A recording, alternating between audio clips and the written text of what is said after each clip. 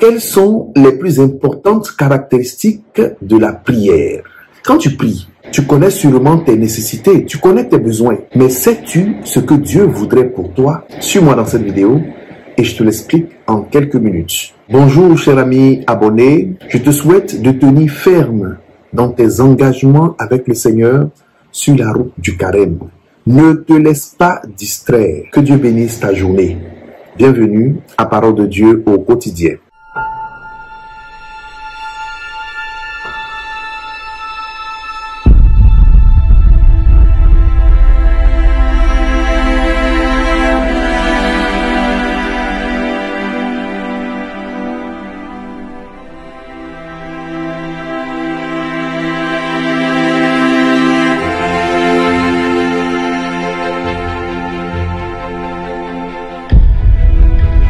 Qu'on puisse dire, c'est que la prière est au cœur de ce temps de carême avec le jeûne et l'aumône.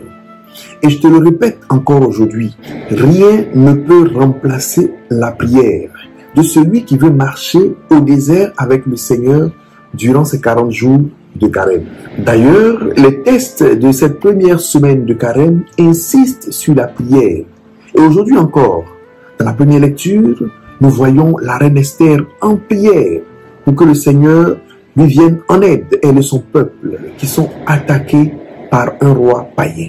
Et dans l'évangile, Jésus donne des consignes pour une prière confiante et persévérante. Pour ce jour, je t'invite à voir avec moi quelques caractéristiques de la prière, précisément au nombre de 4. 1. La place de la mémoire. Quand tu pries, n'oublie pas ce que le Seigneur a fait pour toi. Souviens-toi des bienfaits du Seigneur. Regarde dans le rétroviseur de ta vie. Vois ton passé et les événements récents de ta vie avec les yeux de la foi. Et commence à louer la grandeur de Dieu pour ce qu'il a fait pour toi et pour ce qu'il fera encore pour toi. Je te le dis, aie de la mémoire. N'oublie pas les bienfaits du Seigneur dans ta vie. 2. L'action de grâce, la gratitude.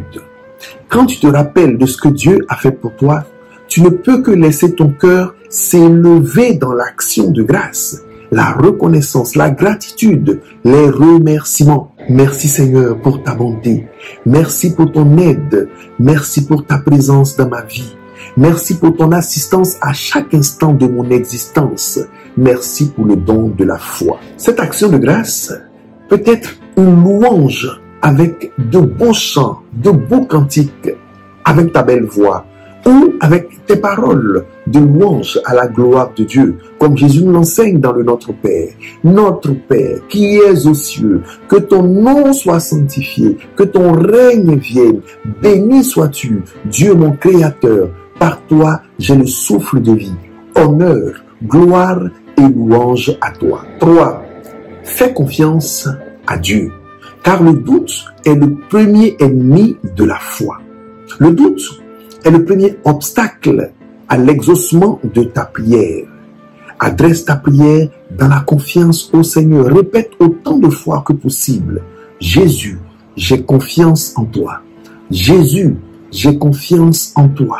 Jésus, j'ai confiance en toi. Et cette prière élevée dans la foi, selon les recommandations de Jésus, t'obtiendras ce que tu demandes à Dieu. Jésus nous dit aujourd'hui dans l'évangile, demandez, on vous donnera. Cherchez, vous trouverez. Frappez, on vous ouvrira. Quiconque demande dans la foi reçoit. Quiconque cherche avec foi trouve. À qui frappe à la porte dans la confiance, la porte s'ouvrira. Qu'il en soit ainsi pour toi, mon frère, ma sœur. Enfin, 4. De la confiance à la persévérance. N'oublie pas, quand tu pries, que ta prière est une prière. Autrement dit, ta prière est une demande. Ta prière est une supplication. Ce n'est pas un ordre donné à Dieu. C'est une demande faite à Dieu dont la volonté est souveraine. Ça veut dire, la volonté de Dieu est au-dessus de tout. La volonté de Dieu surpasse tout. La volonté de Dieu est le dernier niveau qui doit être exaucé. Et nous le chantons très bien. Tout dépend de ta volonté. Il faut un grand bol de patience mêlé à la confiance pour avoir une prière persévérante.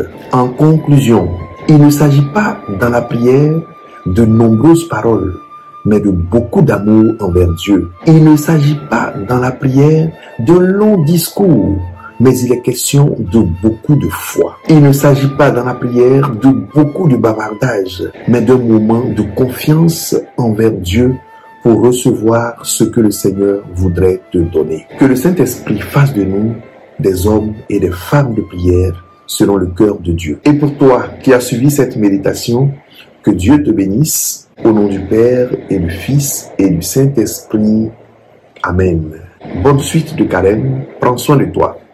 Au revoir.